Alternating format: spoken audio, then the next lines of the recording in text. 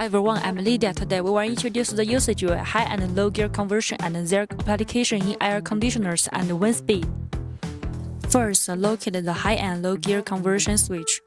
In low gear model, press the button after the vehicle has come to complete stop and switch it into neutral. It is suitable for grip on construction sites, alignment during loading and unloading, and slow travel on steep slopes. High-speed model. Press the switch again to excite the low-speed model. Restore normal driving model suitable for regular road driving. Note: do not switch models while driving. Both the air conditioner and the wind speed can be adjusted by turning the switch as needed. If you want to learn more about car usage tips, remember to follow Mengshi off-road vehicle to unlock more practical function.